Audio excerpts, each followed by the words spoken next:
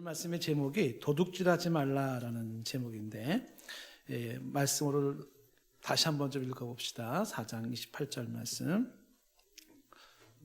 다 같이 시작. 도둑질하는 자는 다시 도둑질하지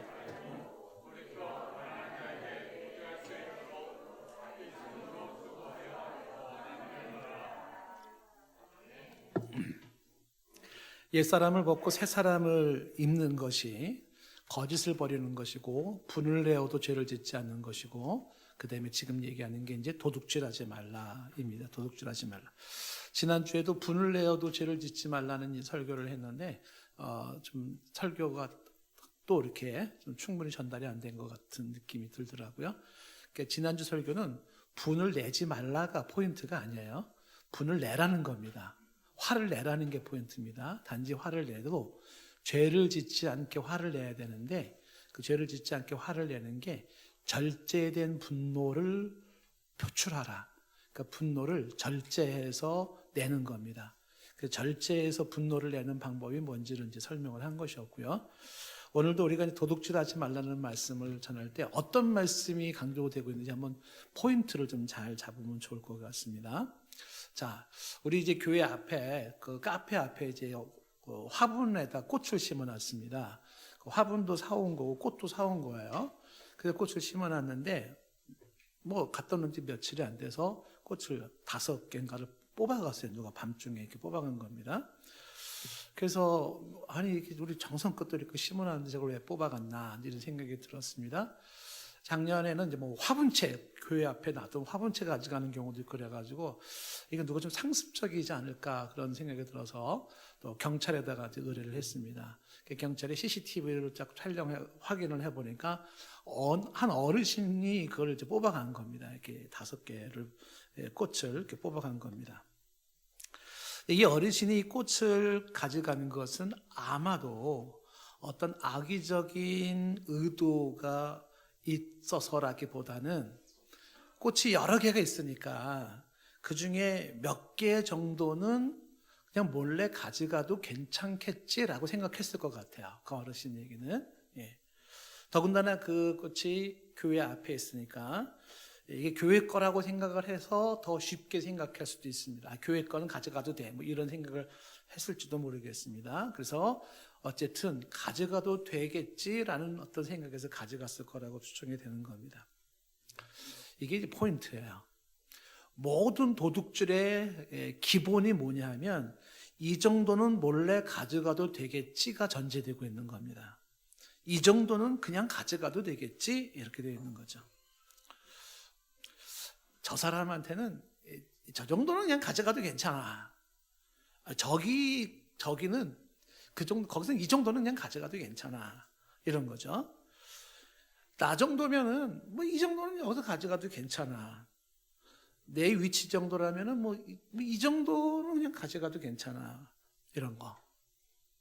여기서 이제 중요한 게 이 정도쯤은 괜찮아라고 할 때 이 정도의 기준이 뭐냐.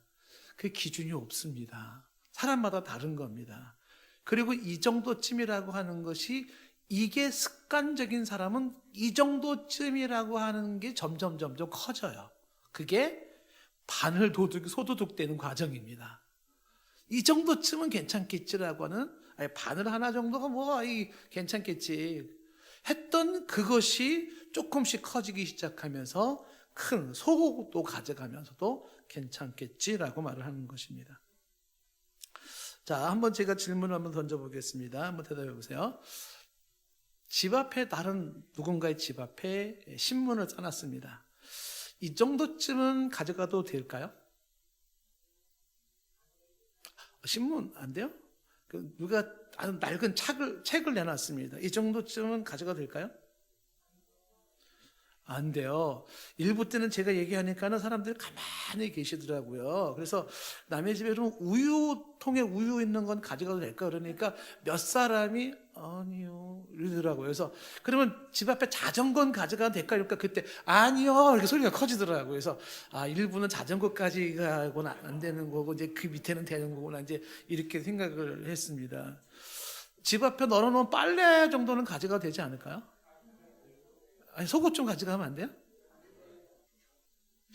이 정도쯤이 어디가 이 정도쯤일까라고 하는 게 기준이 없습니다. 문제는 뭐냐 하면 그 작은 이 정도쯤이라고 생각했던 게 점점 커지더라는 겁니다. 제가 이제 소개를 한번 한 바가 있지만 제 초등학교 아주 어릴 적 친구 중에 한 친구 소개를 제가 했잖아요. 근데 이 친구가 초등학교 때 3학년인가 4학년 때쯤에 서점에서 문방구도 팔았는데 거기서 엽서를 가지고 훔쳐가지고 나온 겁니다. 가져와가지고 친구들한테 자랑하는 거죠. 야, 내가 이거 다 가져왔는데 안 들켰어. 얘기를 하는 거예요. 근데 그 친구한테 뭐 엽서가 필요한 것도 아니에요. 그냥 그 훔치는 스릴을 느꼈던 것 같아요. 그리고 한번 성공을 하니까 그 다음에 가가지고 뭐 노트도 가져오고 뭐 연필도 집어 가져오고 뭐 이것도 집어오고 막 집어오는 버릇이 생겼습니다. 어릴 적에 뭐 우리 모두가 성장하는 과정 속에서 뭐 이렇게 남의 것을 슬쩍 가져본 경험이 없는 사람이 누가 있겠어요? 있겠죠. 여러분 중에는 있겠지만은 뭐 한두 번쯤은 다 그런 경험이 있지만은 근데 이것도 참 그 안타까운 게 그 아이 친구 엄마는 참 신실한 사람이었었어요. 근데 이제 그 아이를 그걸 바로 잡으려고 애를 참 많이 썼는데 걔가 많이 혼났어요, 그 엄마한테. 정말 그 엄마가 울면서 막 때리기도 하고 막 했던 기억도 나는데 근데 그게 안 잡힌 겁니다. 근데 얘가 이제 이 버릇이 점점 커지기 시작하면서 폭력을 행하고 돈 뺏고 칼 가지고 돈 뺏고 심지어 사람도 죽이고 뭐 이렇게 이제 점점 커지는 거예요. 남의 걸 뺏고 막 하는 것이. 이제 어느 정도 이제 여러분 제가 소개했지만은 전두환 대통령 출범 시에 삼천교육대에 고등학교 3학년짜리가 거의 끌려갈 정도니까 동네 불량배들 다 잡아가는 건데 물론 그때 억울하게 잡혀간 사람들도 있었지만은 걔도 그때 끌려가가지고 거기서 교육받고 와서 뭐 얘기한 적도 있습니다. 지금도 뭐 전과가 몇 번인지 굉장히 많아요. 그리고 뭐 들리는 말은 지금 완전히 그 폐인이 되다시피 했다고 하는 얘기를 듣는데 그렇게 인생을 살아가는 겁니다. 어릴 적에 바늘 도둑이 소도둑 되는 케이스를 말한 거예요. 모든 경우가 다 이렇게 된다고 장담은 못하겠지만 은혜로 어릴 적에 그 습관을 딱 끊어버리고 좀 잘 된 사람은 또 훨씬 많겠죠. 그런데 지금 이 정도는 괜찮겠지라고 했었던 그런 것들이 자꾸만 커지면서 좀도둑이 큰 사기꾼으로 변해지는 겁니다. 도둑질에 대한 사전적인 의미가 남의 물건을 훔치거나 빼앗는 거거든요. 남의 물건이에요. 근데 그거를 훔치거나 빼앗는 겁니다.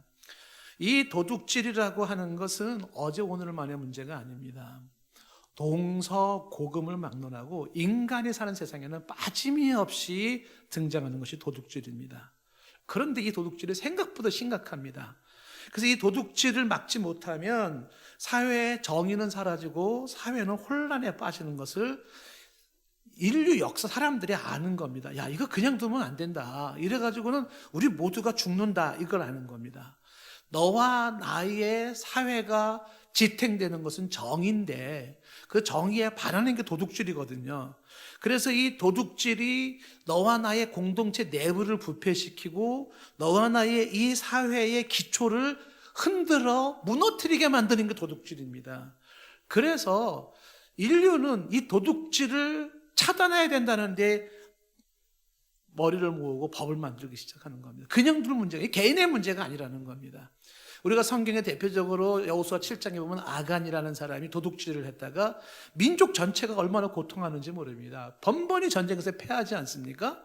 해결책은 하나였어요. 그 아간을 돌로 쳐서 죽이는 거였습니다. 돌로 쳐 죽이니까 그때의 민족의 비극, 그 전쟁의 실패는 사라지고 결국은 전쟁에 승리하는 일이 벌어지잖아요. 여호수아가 막 옷을 찢으면서 고통스러워하지 않습니까? 왜 이렇습니까, 하나님? 도둑질하는 자가 있다. 그를 처단을 해야 된다는 겁니다. 그래서 사회는 이 도둑질에 대해서 어떻게 처벌할 것인지에 대해서 고민을 하기 시작했고 그리고 이거를 법으로 정해서 강제적으로라도 도둑질을 못하게 만드는 그런 법을 제정하게 된 겁니다.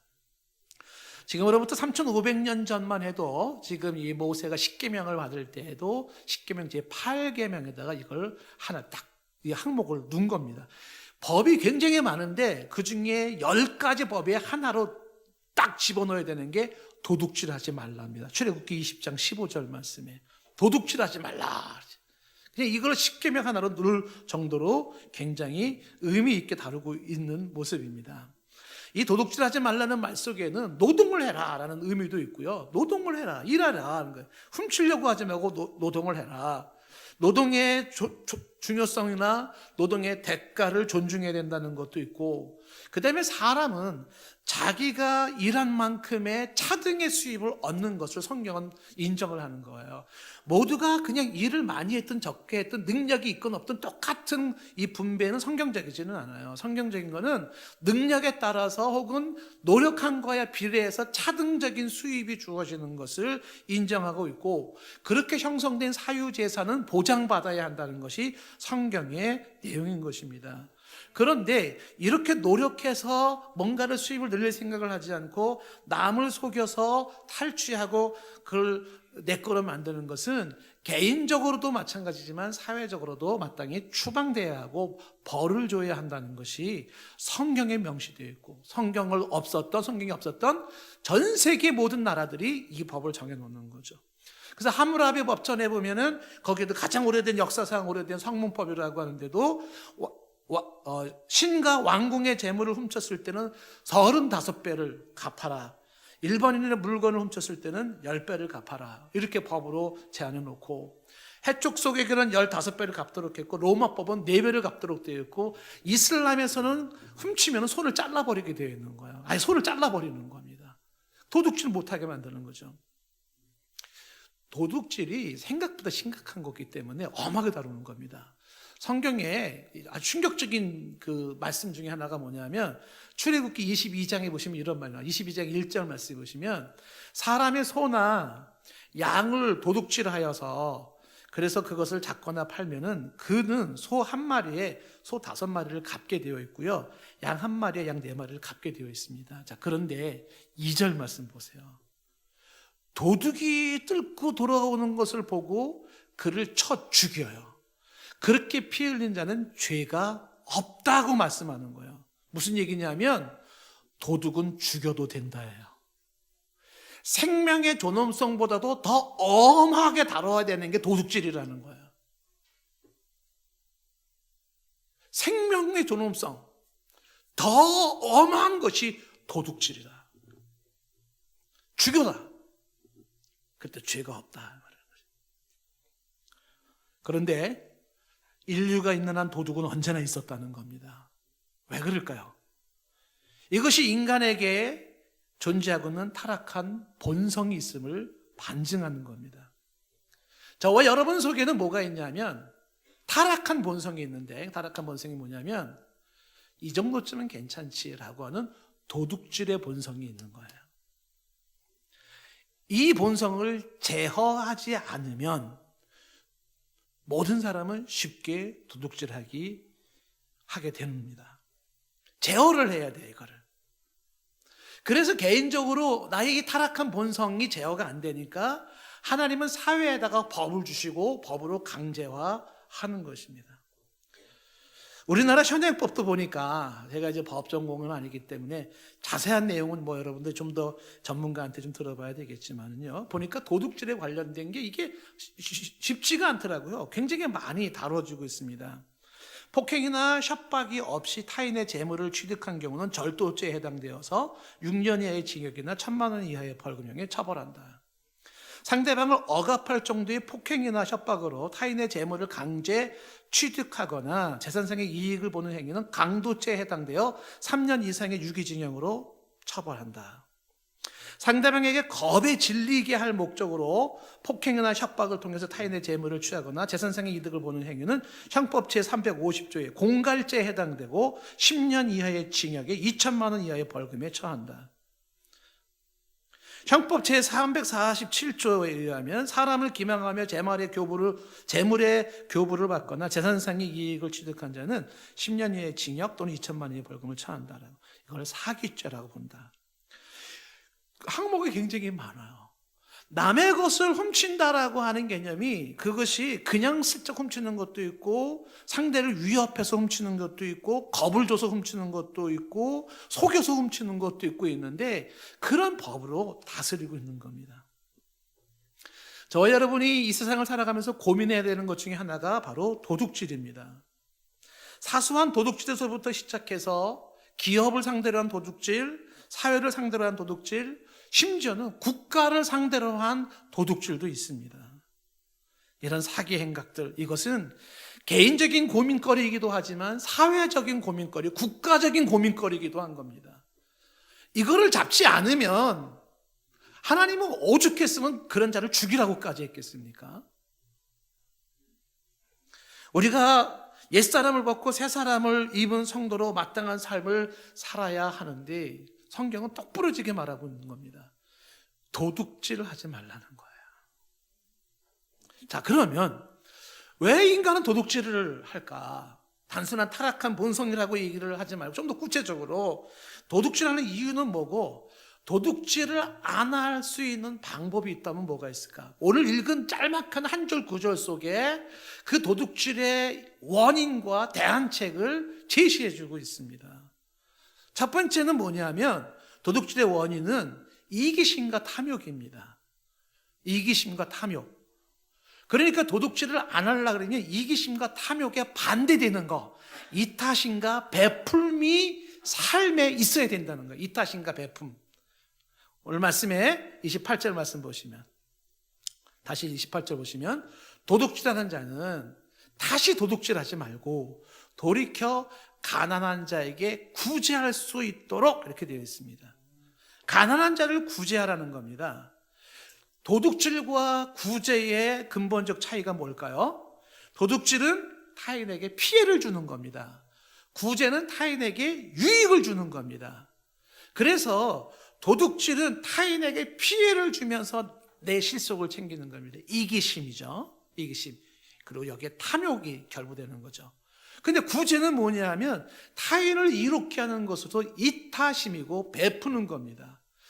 도둑질의 원인이 이기심과 탐심이라면 도둑질을 막을 수 있는 방법은 지금 적극적으로 말해주고 있는 게 뭐냐면 구제하는 삶을 살아라. 구제하는 삶을. 다른 사람을 이롭게 하려고 해라. 이렇게 말씀하고 있는 겁니다. 예수님도 이 부분을 이렇게 설명을 했습니다. 요한복음 10장 10절 말씀해 보시면 도둑이 오는 것은 목적이 뭐예요? 도둑질하고 죽이고 멸망시키는 겁니다. 이 도둑의 특징이 뭐냐면 타인에 대한 배려가 없습니다. 타인에 대한 배려를 하지 않아요. 타인이 잘 돼야 된다, 타인이 좀 유익해야 된다, 이런 생각을 안 합니다. 그냥 도둑질하고 죽이고 멸망시켜서라도 내 욕심 채우면 되는 것이야, 내 실속 채우면 되는 것이야. 이게 도둑의 특징이에요. 그런데 예수님이 오신 것은 양들로 생명을 얻게 하고 더 풍성하게 얻게 하는 거라고 말합니다. 예수님은 이기적으로 살아가는 삶이 아니라 그는 어떻게 하면 다른 사람들에게 생명을 줄까? 어떻게 하면 다른 사람들을 풍성하게 할까라고 하는 거죠. 구제하고 베푸는 삶이 예수님의 삶입니다. 저와 여러분이 당연히 이 예수님의 삶을 배워야 합니다. 도둑질하지 말라는 말과 함께 오늘 말씀에서 얘기하는 게 도둑질하지 말라는 말씀과 함께 구제하라라고 하는 이야기는 바로 이 도둑질이 자기밖에 모르는 이기심이 원인이니, 그러니 구제하라라고 해서 자기밖에 모르는 인생이 아니라 다른 사람을 생각해주고 배려할 수 있는 삶을 살아라. 이게 도둑질을 막는 또 방법이기도 합니다. 자, 예수님이 이제 이런 말씀을 하나 하셨죠. 마태복음 22장 39절 말씀 보시면, 앞절에서는 이제 계명이 뭐냐라고 할 때 첫째가 하나님을 사랑하고 하는 게 첫째 계명이고, 둘째 계명을 합축했을 때는 내 이웃을 내 자신과 같이 사랑하라. 이게 10계명에 크게 두 개의 계명으로 정리한다면 하나님 사랑, 이웃 사랑인데 이웃 사랑을 말씀한 겁니다. 그런데 자, 보십시오, 여러분. 이 39절 말씀이 실현 가능성이 어떤가요? 과연 우리가 이웃을 내 자신같이 사랑할 수 있을까요? 예수님이 너 자신같이 사랑하라고 말씀합니다. 이 말의 의미가 과연 무엇을 말씀하고 있는지를 잘 곱씹어 볼 필요가 있습니다. 사람은 기본적으로 자기 몸을 사랑합니다. 나는 내 몸을 사랑하지 않아 라고 말하는 사람도요, 자기 몸을 기본적으로 사랑하게 되어 있습니다. 내 몸이 불편하면, 그리고 내 몸이 아프면 어떻게 해요? 고민합니다. 아파, 힘들어. 어떻게 해결하지? 병원 갈까? 약 먹을까? 조금만 아파도 견디지를 못합니다. 뭔가를 조치를 취해야 되는 겁니다. 그와 같이 이웃이 고통을 하거나 이웃이 불편하면 어떻게 도와줄까? 어떻게 저 사람을 그 문제를 풀어줄까? 고민하는 그런 이타심으로 사랑하라는 거예요. 네 몸같이 이웃을 사랑하라 라고 말씀하고 있습니다. 그런데 우리는 아무리 노력한다 하더라도 아마 죽을 때까지 내 몸처럼 이웃을 사랑할 수는 없을지 모릅니다. 그런데 중요한 게 하나가 있어요. 비록 내가 내 몸처럼 내 주변의 사람들, 이웃을 그렇게 사랑할 수는 없다 할지라도 내가 이웃을 내 몸처럼 사랑하려고 하는 최소한의 그러한 자세와 노력과 추구라도 한다면, 그렇다면 최소한 도둑질은 안 해요. 다른 사람에게 피해를 안 준다는 얘기입니다.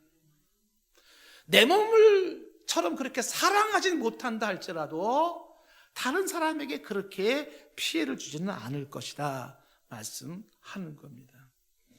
도둑질의 원인이 자기밖에 모르는 이기심의 발로, 탐욕의 발로. 그래서 이젠 이기심이 아닌 이타심으로 지금 베풀어라, 구제하라 라고 말을 하는 것입니다. 그게 도둑질을 막는 하나의 방법이기도 합니다. 자, 자신을 한번 돌아봅시다. 여러분들, 우리는 나에게는 지금 타인을 도와주려는 사람입니까? 내 인생 자체가 방향이 어떻게 하면 내 주변 사람을 도와줄까? 어떻게 하면 다른 사람에게 주변 사람을 유익하게 할까? 어떻게 하면 내 주변 사람들을 풍성하게 해줄까? 이런 방향의 인생을 살고 있습니까? 아니면 타인은 좀 손해를 봐도 괜찮아, 타인은 좀 피해를 봐도 괜찮아, 그냥 나 하나 지금 잘 먹고 잘 사는 게 중요해 라는 생각을 가지고 있습니까? 정도의 차이가 있겠지만 어느 쪽이 비중이 큽니까? 만약에 타인에 대한 그러한 배려가 부족하고 타인이 잘 되기를 바라는 마음이 부족하고 그저 나 하나 잘 되기를 바라는 마음이 더 크다면, 타인의 피해도 괜찮다는 생각을 가지고 있다면 내 안에 도둑놈 심보가 있는 거예요. 지금 도둑놈이 될 가능성이 농후한 겁니다. 우리가 벗어야 할 옛사람은 이 도둑놈의 기질을 벗는 거예요.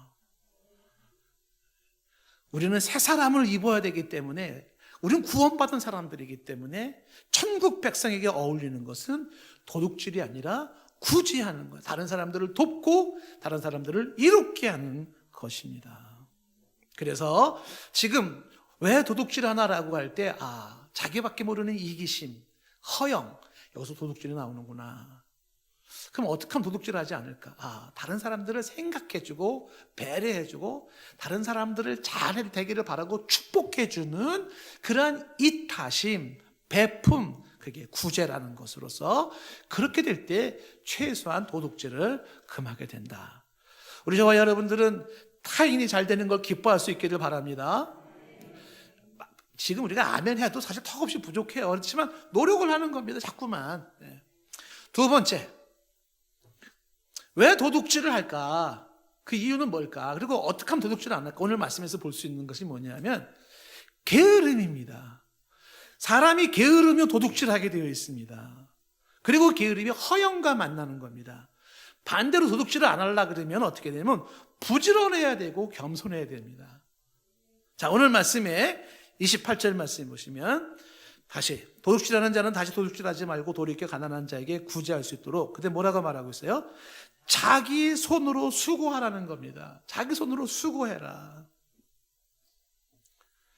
도둑질은 수고하려고 하지 않고 수고하고 싶진 않아요. 그러면서 쉽게 돈을 벌려는 한탕주의에서 나오는 겁니다. 수고하고 싶지 않아요. 쉽게 빠르게 한탕에서 뽐내고 싶습니다. 그러니까 도둑질이라는 유혹이 들어올 때 넘어가는 겁니다. 자, 그렇게 네가 월급쟁이 그렇게 아침 새벽같이 가가지고 밤 늦게까지 퇴근하고 월급쟁이 해보면 그 돈 가지고 뭐가 되겠냐? 정말 그래. 너무 힘들어. 어떻게 쉽게 빠르게 돈 좀 버는 방법 없을까? 그 쉽게 빠르게 돈 버는 방법이 이게 유혹인 거예요. 그러다 보니까 한 건 해. 그런 도둑질로 유혹을 받게 되는 겁니다.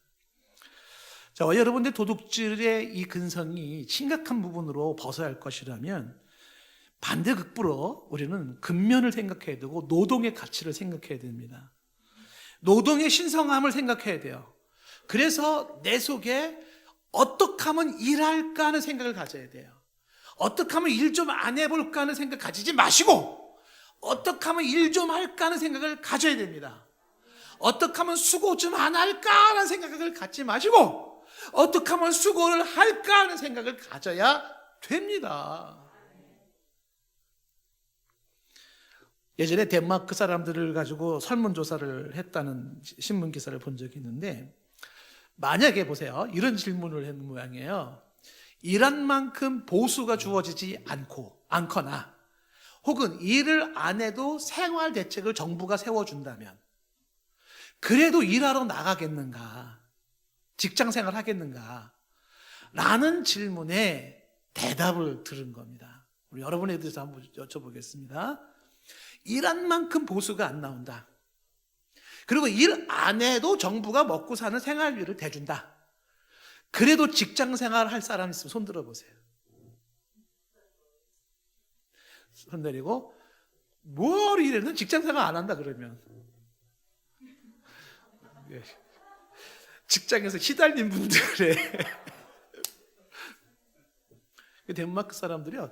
제가 정확한 통계는 기억이 안 나는데 70% 이상이 일을 하겠다는 겁니다. 직장을 다니겠다는 겁니다. 왜 그러냐 하면 있잖아요. 여러분이 일이라고 하는 일의 그 소중함을 알아야 되는 게 뭐냐면 직장 생활은 단순히 돈을 벌기 위한 목적이 아닙니다. 일을 통해서 우리가 맨날 교과서에서 옛날에 학교 다닐 때 많이 배웠지 않습니까? 일을 함으로써 자아가 실현이 되어져요. 일을 하면서 내 이웃과 주변 사람들에게 기여하는 게 있어요. 공이 있다라고 하는 것입니다. 그 다음에 이 일을 하면 어떻게 됩니까? 그 일을 함으로써 일을 통한 행복을 찾게 되는 겁니다. 이 일을 통해서 얻어지는 게 정신건강, 육체건강까지도 이어지는 거예요. 그래서 일을 하는 게 좋은 겁니다. 어떤 분은 그놈의 아담이 범죄해가지고 우리한테 이 일거리 시켜가지고 이놈의 아담 그냥 만나기만 해봐라 그냥. 아담 때문에 일을 한 게 아니에요. 하나님도 일하시는 분이고요. 일은 원래부터 있는 겁니다. 그런데 일할 때에 그 수고의 고통이 따라오는 것 뿐이죠. 이 일이 좋다라는 생각을 가지셔서 어떻게 하면 일을 할까라는 생각을 갖는 게 좋은 자세고 그게 건강한 생각이고 어떻게 하면 내가 수고 좀 할까 이 생각을 갖는 게 좋은 거예요. 뭔가 수고한 일이 있으면 나 안 해, 네가 해, 왜 내가 해, 왜 나만 해야 돼 이렇게 말하는 게 아니라 일할 수 있는 것을 기뻐해야 된다는 사실입니다. 사도 바울이 데살로니가서 3장 6절 이하에 이런 이야기를 합니다. 형제들아 우리 주 예수 그리스도의 이름으로 너희를 명하는데 게으르게 행하고 우리에게서 받은 그 전통대로 행하지 않은 사람들이 있어요. 이 사람들에게서는 떠나라는 겁니다. 상종하지 말아라. 성경에 우리가 잠언서를 계속 새벽마다 보았지만은요, 이 게으름은요 무지한 사람, 그 다음에 악한 사람의 같은 동의어예요. 동의어. 그러니까 사람이 무지하다, 악하다, 게으르다 이게 다 같은 언어로 사용되는 겁니다. 상종하지 말아야 돼, 게으른 사람이라는. 7절 말씀에 어떻게 우리를 본받아야 할지 너희가 스스로 아는데 우리가 너희 가운데서 무질서하게 행하지 않았다. 8절 말씀 보세요. 누구에게든지 음식을 값없이 먹지 않았다는 겁니다. 밑줄 그어야 돼요. 음식을 값없이 먹지 않았다. 밑줄 그어야 된다고요. 왜 그러냐면 그럼 여러분들은 다 뭐라 그래요? 그럼 뭐 다 음식 먹을 때 뭐 돈 내고 먹지 뭐 값없이 먹나 그러잖아요. 근데 우리들 속에 뭐가 있냐면 값없이 음식을 먹으려는 속성이 있는 거예요. 우리가 늘 제가 많이 얘기했지만 누군가가 차려놓은 밥상 기웃거려서 숟가락 얹는 습성이 있단 말이에요. 내가 밥상을 차리려고 하지 않는 겁니다.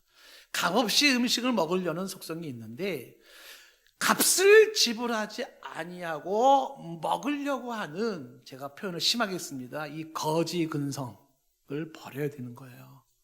거지 근성. 값없이 남의 거를 얻어먹겠다라는 이 거지 근성을 버려야 됩니다. 그래야지만이 발전이 있는 거예요. 그런데 당신 정도의 신체와 당신 정도의 머리와 당신 정도의 그런 정도라면 땅이라도 팔 수 있고 진짜 뭐라도 할 수 있는 사람인데 거지 근성을 못 버려가지고서 기웃거리고 있는 거예요. 여기서 좀 뭐 떡을 게 없나, 저기서 먹을 게 없나 하는 거지. 우리 이제 교회에 이제 그 야구르트를 가져오는 아주머니 한 분이 계세요. 이제 그분은 좀 연세가 있어서 지금 이제 그만두셨다고는 하는데, 근데 그분이 새벽같이 야구르트 배달을 하시는데 보니까는 참 열심히 사시는 분 같아요. 근데 우리 교회에 이제 전에는 화요일이었지만 요즘은 토요일 날이지만은 돈 이제 받으러 온 사람들이 거의 한 30-40명 이상이 오거든요. 교회 오면 우리가 이제 이렇게 노숙자들을 위해서 돈을 준다고. 근데 그 아주머니가 고개를 흔드는 거예요, 고개를. 그분들을 보면서 자기는 도저히 이해가 안 된대요. 정말 이해가 안 된대. 그 돈 몇 푼 받으려고 왜 일을 안 하는가? 물론 일거리도 만만치는 않겠지만은, 그렇죠. 근데 사실은 일거리가 없는 게 아니에요. 어렵고 힘든 일을 안 하려고 그러니까 없는 거죠. 음식을 먹을 때 값없이 먹지 마라. 값을 지불하고 먹으려고 해라. 아멘. 여러분, 우리는 무슨 일을 하든지 정당하게 값을 지불하려고 하는 자세를 가질 수 있기를 바라요. 공짜 심리 버리시기 바랍니다. 거지 근성 버리기 바랍니다. 내 돈 낼게, 돈을 내려고 하는 자세를 가지셔야 돼요. 이거를 강조하는 게 여러분들 어떻게 들으면 좀 불쾌할지 모르겠지만, 그런 값없이 무엇인가를 얻으려고 하는 것을 버리라. 그래서 음식을 먹을 때 값없이 먹지 않았다, 사도 바울은. 그리고 어떻게 했어요? 계속 보면은 3장 8절 말씀에 수고했고 애썼고 주야로 일을 했다는 겁니다. 그래서 사람들에게 폐를 끼치지 않기를 원했다는 거예요. 9절 말씀이 우리가 권리가 없는 게 아니죠. 그냥 먹을 수 있는 권리도 있습니다. 그렇지만 본을 보여주려고 그랬다는 거예요. 10절 말씀에 우리가 너희와 함께 있을 때 너희에게 명령을 했습니다. 뭐라고 명령했냐면 누구든지 일하기 싫어하거든 먹지도 말게 하라는 거예요. 일하기 싫어? 먹지 마. 살 이유가 없는 거죠. 일하기 싫어하는 사람들, 게으른 사람들은 먹지도 말아라 라고 말을 하는 거예요. 아주 충격적으로 얘기하는 거 아닙니까? 11절 말씀 보세요. 우리가 들으니까 너희 가운데 게으르게 행하여서 도무지 일을 하지 않아요. 이런 사람들은 또 어떤 걸 잘해요? 일을 만드는 걸 잘하는 거예요. 게으른 사람을 잠언서에 보면 게으른 사람이 잘하는 게 있습니다. 아주 부지런하는 게 있어요. 그게 뭔지 아십니까? 말이 많아요. 게으른 사람들이 말이 많아요. 잠언서 얘기예요. 이런 사람들은 게으른 사람들이 일을 안 하고 일을 만들어요. 일꾼이 되지 않으면 일감이 되게 되어 있습니다. 여러분 인생, 우리 인생 일꾼 되고 싶습니까? 일감 되고 싶습니까? 왜 누군가에 의해서 자꾸 대접이나 받아야 되고 누가 챙겨줘야만 하는 일감이 되어야 합니까? 일꾼이 되어야 되지 않겠습니까? 그러니까 일을 하지 않는 사람이 일을 만든다라고 얘기를 합니다. 그래서 또 이어지는 12절 말씀에 끝부분에 이렇게 말하는 거죠. 조용히 일하면서 자기 양식을 먹어라. 일해서 양식을 먹을 생각을 해라. 13절에 이런 선한 일을 행하다가 낙심하지 말아라. 여기 이제 우리가 질문이 계속 나오는 거예요. 아, 게으름이 도둑질의 원인이라고? 게으르지 말라고? 아, 그렇구나. 근면해야 되는구나. 그러면 게으름의 또 기준이 뭘까요? 어디까지의 게으름입니까? 하루에 몇 시간 자면 게으름이고 몇 시간 자면 부지런함입니까? 그 기준이 없습니다. 사람마다 다른 겁니다. 그런데 한 가지 분명히 말씀드릴 게 있어요. 사람이 게으름이 어디까지 가냐? 그 게으름의 극치가 어디까지 가냐? 잠언서 26장 15절에 말해주고 있어요. 게으름의 극치. 게으른 자는 그 손을 그릇에 넣고도 입에 올리기를 괴로워하느니라. 숟가락질도 괴로워. 이렇게까지 게을러지는 거예요. 너무너무 게을러지는 겁니다. 뛰다 보면 걷고 싶고, 걷다 보면 서고 싶고, 서 있으면 앉고 싶고, 앉아 있으면 눕고 싶고, 누우면 일어나기 싫고, 한도 끝도 없어져 버리는 거예요. 그리고 이 게으른 사람들은 또 이유도 많아요. 게으를 수밖에 없는 이유가 굉장히 많은데, 내가 왜 이렇게 게으르냐 하면 이래서 그래 저래서 그래 이유가 굉장히 많은데, 어떤 이유도 있냐면 이런 이유도 있어요. 게으름의 이유. 잠언서 26장 13절. 게으른 자는 길에 사자가 있다, 거리에 사자가 있다 하느니라. 야, 나가서 일해야지. 거리에 사자가 있어. 사자 없어. 이유를 대는 겁니다. 그래서 움직이지 않으려고, 어떻게 하면 일을 안 할까? 어떻게 하면 그냥 가만히 있을까? 쉴까? 예? 잠언서 6장 9절에 말합니다. 게으른 자여 어느 때까지 누워 있겠느냐? 어느 때에 잠이 깨어 일어나겠느냐? 좀 더 자자, 좀 더 졸자, 손을 모으고 좀 더 누워 있자. 이렇게 되면 11절에 내 빈궁이 강도같이 오며, 이 가난이 강도같이 온다는 건 예측 불허로 온다는 거예요. 내 공핍함이 군사같이 온다, 군사같이 온다는 건 불강력적으로 온다는 겁니다. 그럴 수밖에 없다는 거예요. 그러니 이렇게 어떻게 하면 좀 더 자자, 좀 더 졸자, 손을 모으고 좀 더 눕자 뭐 이러지 말라는 거예요. 그 게으름의 본성을 어떻게 해요? 싸워야 되는 겁니다. 누구에게나 다 있어요. 다 사람 속에는 이 게으름의 타락한 본성이 있는 겁니다. 어떻게 하면 수고하지 않을까? 어떻게 하면 좀 더 편하게 살까? 그냥 이런 게으른 본성이, 거기다가 뭐가 붙었어요? 여기에다 허영심까지 딱 붙어버리니까 한탕주의를 찾고 있는 거 아닙니까? 그러면서 나오는 게 도둑질로 연결이 되더라는 얘기입니다. 사람 중에 정말 매력적인 사람도 있어요. 그 매력적인 사람은 부지런하게 뭔가 일을 하는 사람입니다. 제가 이제 많이 얘기를 합니다만은 저는 정말 이런 사람이 멋있는 사람이라고 생각되어져요. 앞에 망가진 의자를, 그 망가진 의자를 고쳐요. 그리고 다른 사람이 앉는 것을 기뻐하는 거예요. 망가진 의자가 있을 때 저거 누가 고치는 사람 없나 기다리고 있어요. 그 누군가 고치면 가서 그냥 좋은 의자 안락하게 앉으려고 하는 그런 심보의 사람 말고, 저기 의자가 망가져 있네, 내가 가서 고쳐야지. 그래서 막 뚝딱뚝딱 하고 뭐 하다가 손도 찌기도 하고 피도 흘리기도 하고 막 얼굴에 막 지저분해지기도 하고 먼지 톱밥 뒤집어 쓰기도 하고, 근데도 막 열심히 만들어요. 야, 의자 잘 만들었다. 그리고 여기에 누군가가 좋은 의자 있네, 다른 사람이 앉아요. 그러면 앉아있는 걸 보고 기뻐하는 거예요. 내가 누군가에게 저렇게 앉을 자리를 제공했네. 저는 이 사람이 멋있다고 생각해요. 이런 사람이. 누군가가 뭔가를 해놓은 거를 기다리지 마시고요, 내가 뭔가를 해서 누군가에게 베풀겠다는 생각을 하는 겁니다. 오늘 요즘의 젊은이들의 탄식이 있습니다. 흙수저로 태어나서 아무리 노력해도 영혼까지 끌어와도 집 한 채 사기가 어렵다, 평생에. 이런 사회적인 구조와 자본주의 구조 사회에 대해서 아주 실망한다, 이런 젊은이들이 많습니다. 결혼하고 애 낳는 건 사실 상상도 못한다. 도대체 먹고 살기 힘든 상황 속에서 무슨 결혼을 해가지고 가정을 책임지고 애를 낳냐. 특히 엄마 찬스, 아빠 찬스도 없는 이 흙수저들은 막막하다는 거죠. 부모한테 물려받은 뭐라도 있다면 훨씬 나을 텐데, 그렇지 못한 인생이 살맛나지 않는다는 겁니다. 절망감이 드는 겁니다. 이 구조적인 사회 속에서 내 안에 게으른 본성까지 합세되어지면 나타나는 게 자포자기.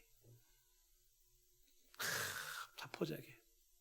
그게 아니면 어떻게 돼요? 한 건, 어디 가서 그냥 한 건 해가지고 내가 말이지, 한탕 해가지고 이렇게 되는 거예요. 이런 청년들에게 저는 이렇게 좀 말해주고 싶어요. 인생을 포기하지도 말고 한마디 해주고 싶은 게, 그저 열심히 살아라. 아이고 목사님 그런 소리 하지 마세요. 지금 제가 얘기하지 않습니까? 그저 열심히 살아가지고 그래서 뭘 어떻게 해요? 집 한 칸 못 만들어요. 그래가지고 생활이 안 되는 겁니다. 흙수저로 태어나가지고 인생 뭐 어떻게 해요? 가정? 결혼? 생각이나 합니까? 그저 열심히 살아라. 제가 이렇게 말하는 이유는요, 인생의 성공은 그저 열심히 사는 게 성공이에요. 결과가 중요한 게 아니라 삶에서 열심히 사는 그 자체가 인생의 성공입니다. 이건 제 얘기가 아니라 예수님 이야기입니다. 마태복음 25장 21절 말씀 우리가 누누이 많이 강조했지 않습니까? 이 5달란트 받은 사람이나 2달란트 받은 사람에게 주인이 칭찬할 때 똑같은 칭찬을 해요. 뭐라고 칭찬했냐면 착하고 충성된 종아, 내가 적은 일에 충성하였음에 내가 많은 것을 내게 주고 주인의 즐거움에 참여하라고 말씀하고 있는 겁니다. 너 5달란트 가지고 몇 달란트 남겼지? 5달란트 남겨서 많이 남겼네. 너 2달란트 가지고 몇 달란트 남겼지? 2달란트 남겼다고? 잘했네. 너 이런 결과 만들어냈어? 너 이렇게 풍성하게 했어? 이렇게 큰 업적을 남겼어? 잘했네. 이런 얘기는 하나도 안 합니다. 너가 받은 달란트가 5이든 2이든 하나든 흙수저든 금수저든 네 삶에서 착하고 충성되게 살았다면 너는 칭찬받아 마땅한 사람이라는 거예요. 칭찬받아 마땅해. 이 충성된 종이라고 하는 것이 주어진 삶에 최선을 다했습니다. 책임감 있게 살았습니다. 정직하게 했습니다. 거짓을 버렸습니다. 하는 거예요. 도둑질하지 않았습니다. 이 내용이 충성된 삶이에요. 그 삶이 칭찬의 요인인데, 반대로 1달란트 받은 사람을 책망하는데 그 책망은 이렇게 주어집니다. 1달란트 받은 사람들의 책망은 마태복음 25장 26절 말씀에 주인이 말하죠. 악하고 게으른 종아. 책망의 원인은 하나입니다. 너 결과가 이게 뭐냐? 너 이런 거밖에 결과를 못 만들어? 네 인생에 해놓은 게 뭐가 있니? 이런 게 아니라 게으름이 책망의 원인이야. 너 왜 게을렀어? 저 1달란트 흙수저였었거든요. 그러면 1달란트 흙수저 가지고 열심히 살아야지. 그 게으름이 책망의 요인이에요. 게으름이 책망의 요인이에요.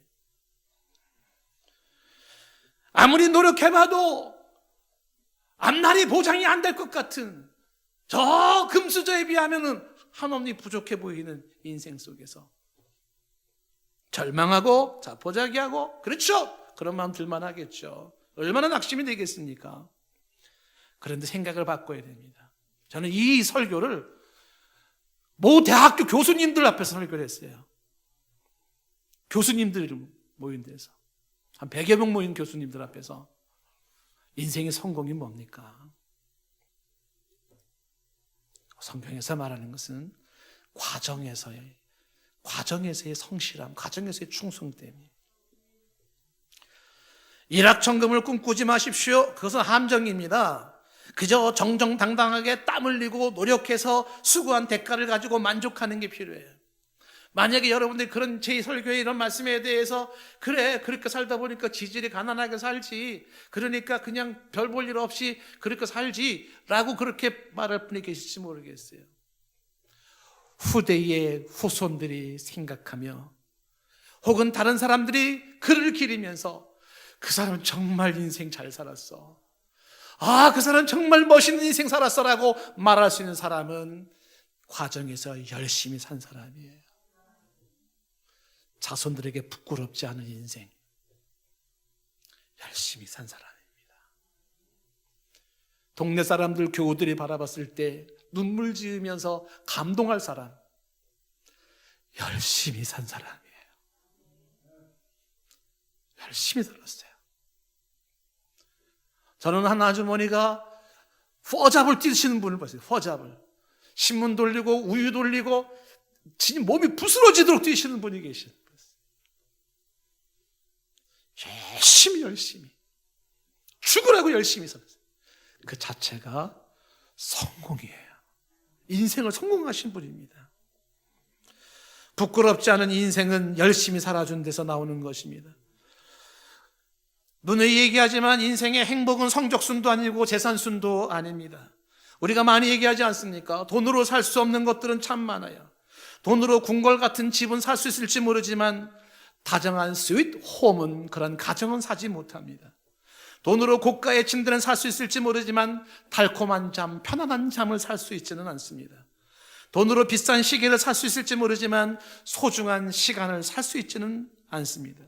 돈으로 많은 책은 살 수 있을지 모르지만 교양을 살 수 있지는 없습니다. 돈으로 높은 지위를 살 수 있을지 모르지만 존경을 살 수가 없습니다. 돈으로 많은 약을 살 수 있을지 모르지만 건강을 살 수는 없습니다. 돈으로 피는 살는지 모르지만 생명을 살 수 없고, 돈으로 친구를 살 수 있을지 모르지만 사랑을 살 수는 없습니다. 세상은 돈으로 할 수 없는 것들이 너무 많이 있습니다. 게으름에서 도둑질이 나왔다면 도둑질을 멈추는 방법은 분명 근면하고 부지런하게 살아가는 삶의 방향을 틀어야 되는 겁니다. 도둑질하지 않으려면 부지런해야 돼요. 그리고 허영을 버려야 되고 겸손해야 됩니다. 오늘 말씀에 사상 28절 말씀에 이 도둑질하지 말라는 말과 함께 그 다음에 나온 끝말이 뭐냐면 선한 일을 하라고 말씀하고 있습니다. 선한 일을 해라. 악한 일을 하지 말고 선한 일을 하라고 말씀하고 있습니다. 그리고 전도서 말씀을 보지만은 인생의 가장 큰 복이 선을 행하는 겁니다. 살아생전에 선을 행하고 그리고 삶의 낙을 누릴 수 있는 건데 그것이 하나님의 선물이라고 우리가 새벽마다 전도서에서 보고 있습니다. 자, 오늘 저는 여러분에게 설교를 하나만 더 이야기 좀 마치고 싶은 게 뭐냐면, 도둑질을 하지 않으려면 남의 것에는 손을 대지 않겠다는 각오를 하셔야 됩니다. 남의 것에는 손대지 말아라. 남의 것은 되지 말아라. 그럴듯해 보이고 풍성해 보이고 좋아 보인다 하더라도 내 것이 아니면 손대지 않겠다는 생각을 가져야 됩니다. 작은 도둑질이 이쯤이면 괜찮아가 큰 도둑이 되어지고, 그런 도둑은 죽여라까지 말할 만큼 심각한 문제고 모든 사회와 역사가 몸살을 앓고 있는 문제일진데, 어떻게 하면 내 삶에 그리고 어떻게 하면 내 사회에 이 도둑질이 없게 할 것인가 라는 이 부분에 있어서 내 것이 아니면 손대지 않겠다는 생각을 갖는 거예요. 김우혜 권사님, 전성화 집사님이 성경 필사를 했습니다. 아주 열심히. 얼마나 힘들겠어요. 전성화 집사님은 실력이 좋으셔가지고 영어로다가 그걸 쫙 성경을 다 쓰신 겁니다. 제가 알기로는 지금 몇 번째예요. 이거 귀하지 않습니까? 손으로 필사하고. 지금도 필사하시는 분들 계시잖아요. 그래서 이걸 제본하려고 이제 여기 교회 앞에 제본소에다 가져가서 백에다가 놔두고 잠시 옆에 갔다 왔는데 그 백지 누가 들고 가버리는 겁니다. 그것도 또 CCTV를 찾아가지고 주인 찾아왔어요. 찾아왔습니다. CCTV가 너무 잘 되어 있습니다. 내 거가 아니면 손을 대지 말아야 되는데 그걸 왜 가져가냐는 거예요. 제가 이제 우리 모교인 아세연화 신학대학에 그 학교에서 좀 배를 해줘가지고 게스트하우스에 이제 한 일주일을 좀 묵었었는데 제가 감동을 받은 게 하나가 있습니다. 그 학교 식당 뒤쪽에 기숙사가 있어요. 학생들 기숙사가. 근데 그 학생 뒤쪽에 거기 기숙사 들어가는 한쪽 편에 이렇게 돌멩이 위에 지갑이 올려져 있는 겁니다. 그 지갑 보니까 이게 버려진 지갑은 아닌 것 같고 그거는 뭐가 막 들어있는 것 같은데 지갑이 올려져 있는 거예요. 그러니까 누가 떨고 왔으니까 찾아가라고 이제 거기다 올려놓거나 이제 그랬겠죠. 그 지갑이 하루 종일 지나도 그대로 있어요. 그 다음 날에도 그대로 있어요. 그 다음 날에도 그대로 있어요. 학생들 생각에는 내 것이 아니면 건들지 말자예요.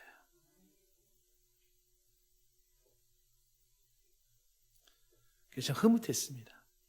하나만 좀 얘기를 하고 좀 마쳐야 될 것 같은데, 카페에 손님이 찾아왔습니다. 손님이 찾아왔는데 이분이, 여자분이 겉옷을 벗다가 호주머니에 지갑이 떨어진 거예요. 근데 이분이 떨어진 줄 모르고 얘기하다가 나갔습니다. 그럼 갔는데 그냥 너무 당황스러워가지고 막 들어온 거야. 들어와가지고 여기 내 지갑 여기서 떨어진 것 같은데 혹시 지갑 없나요? 이렇게 묻는 거예요. 이 지갑에 보니까 이분이 무슨 계약금이 들었는지 돈이 많이 들어있는 지갑이래요. 그래서 우리 그런 거 발견한 게 없다고. 그러니까 그러면 여기 CCTV 있냐 그래서 있다고. CCTV 좀 볼 수 있냐고. 그 CCTV를, 카페 CCTV를 쫙 보니까 그분이 옷 벗으면서, 겉도 벗으면서 지갑 떨어진 거, 그 떨어지는 지갑을 옆에 있는 젊은이 3명이 쳐다보는 거, 그리고 지네들끼리 막 속닥속닥 얘기하는 거, 그 다음에 이분이, 여자분이 나가니까 얼른 지갑 주워가지고 젊은이 3명이 나가는 거가 CCTV에 다 잡혀 있는 거예요, 이게. 그래서 이제 경찰이 불렀어요. 경찰이 그 녹화본을 가져갔어요. CCTV 그것만 녹화본을 가져갔는데, 한국 사회가 요즘은요, CCTV가 얼마나 잘 돼 있냐면, 우리 CCTV를 딱 보고 경찰이 인상착의를 확인한 겁니다. 젊은이 인상착의. 어떤 옷을 입고 등치는 어떻고 뭐 쭉쭉쭉. 근데 이 친구가 카페에 나가서 오른쪽 갔니 왼쪽 갔니 갔을 때 버스를 몇 번 탔니 어디서 내렸니 CCTV를 계속 추적해가지고 가져간 사람 집에까지 찾아가가지고 경찰이 집에 가가지고 내놔는 거예요. 꼼짝 못하고 내놓은 거예요. 그 친구가 지갑을. 그래서 이거 지갑을 찾았습니다. 이 잃어버린 이 여자분이 너무 고맙다고 교회 음료수 한 박스 사가지고 왔어요. 내 것이 아니면 손대지 말아야죠. 김치선 박사님이 어린 시절에, 우리 교단 창설하신 김치선 박사님이 어린 시절에 하우스보이를 했습니다. 부잣집이었는데 어선이 다 지금 집안이 망하면서, 그래서 이제 하우스보이를, 선교사님 집에서 하우스보이를 했는데, 이 김지선 박사님이 그 선교사님 집 책상 위에 돈이 있는 거를, 얘가 일하면서, 김지선 어린아이가 일하면서 돈이 있는데 그 돈에 손을 대질 않더래요. 선교사님이 그걸 본 겁니다. 아, 이 녀석은 심지가 괜찮은 녀석이다. 그것이 결정적인 이유는 아니었지만 그 아이를 보고 양아를 삼았어요, 선교사님이. 그래서 이 김치선이라는 사람을 이 선교사님이 일본과 미국 유학을 시키고 한국의 1호 유학 박사가 됩니다. 김치선 박사님. 이분이 우리 대신을 창설하신 분이에요. 남의 것에 손을 대지 않는 그러한 모습, 여기에 감동이 됐던 선교사님의 베풀었던 모습입니다. 오늘 우리가 옛사람을 벗고 새사람을 입는데 우리가 지금 오늘도 고민해야 됩니다. 고민은 뭐냐면 다시 도둑질하지 말아라. 삭개오는 예수님을 만나고 주님, 내가 누군가에게 뺏은 게 있다면, 속에서 뺏은 것이 있다면 내가 갑절이라 받겠습니다. 누가복음 19장 8절 말씀에 갑절에 받고 재산의 절반을 나눠주겠습니다까지 그랬어요. 이게 뭐냐면 새로워진 사람들의 추구하는 모습이죠. 저 이제 이렇게 살지 않겠습니다라는 거예요. 세례 요한에게 찾아온 사람들에게 세례 요한은 말을 하는 겁니다. 뭐라고 우리가 하면 좋을까요? 그러니까 누가복음 3장 11절 말씀에 뭐라고 말하냐? 두 벌 옷을 입는 자는 없는 자에게 나눠줘라. 먹을 것이 있는 자는 그렇게 해라. 그리고 12절에 세례들에게 말하기를 뭐라냐 하면은, 세례가 어떻게 하면 좋겠습니까? 그러니까 13절에 똑부러지게 말하죠. 부가 된 것 외에는 거두지 마라. 군인들이 우리는 어떻게 하면 좋겠습니까? 그러니까 14절에 말을 하는 거예요. 다른 사람 것을 강탈하지 말고 거짓으로 고발하지 마라. 받은 그 급료로 족한 줄을 알아라 라고 말하는 거예요. 우리가 새로운 사람이 된다라고 하는 것은 이렇게 도둑질하지 않고 남을 구제하는 모습, 손으로 수고하고 선한 일을 하는 모습입니다. 오늘 설교의 요지는 하나입니다. 도둑질하지 마라.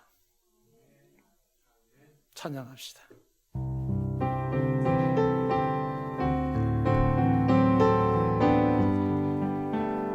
정결한 마음 주시옵소서. 오 주님, 정직한 영을 새롭게 하소서. 정결한 마음, 정결한 마음 주시옵소서. 오 주님, 정직한 영을 새롭게 하소서. 나를 주님 앞에서 멀리하지 마시고 주의 성령을 거두지 마옵소서. 그 구원의 길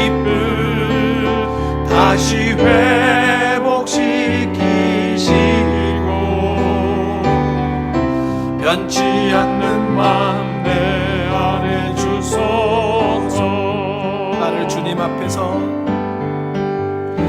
나를 주님 앞에서 멀리 하지 마시고 주의 성령을 거두지 마옵소서.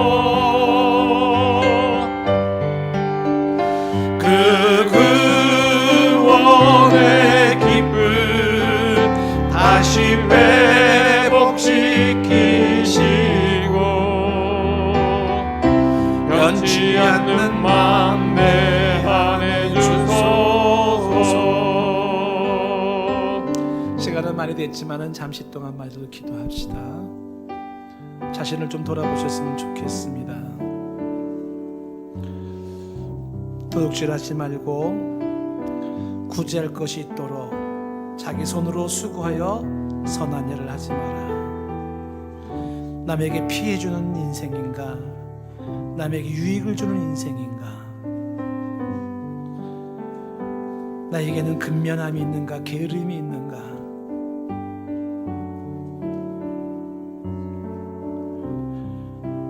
말씀을 생각하시면서 자신을 좀 돌아보시고 잠시 기도하는 시간을 갖습니다.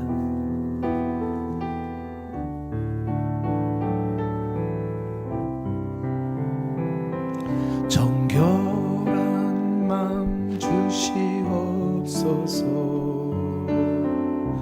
오 주님, 정직한 영을 새롭게 하소서.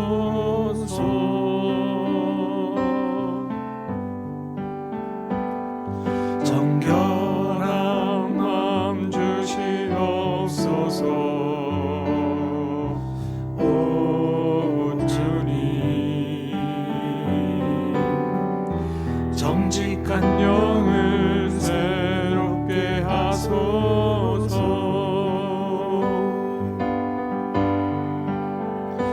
나를 주님 앞에서 멀리 하지 마시고 주의 성령을 거두지 마옵소서. 그 구원의 기쁨 다시 회복시키시고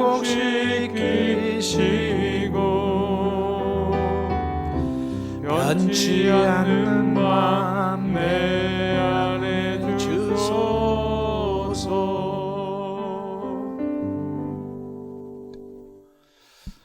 하나님, 도둑질하지 말고 가난한 사람들을 구제하며 손으로 수고하여 선한 일을 행하는 우리 모두 되게 하옵소서. 예수님의 이름으로 기도드리옵나이다. 아멘.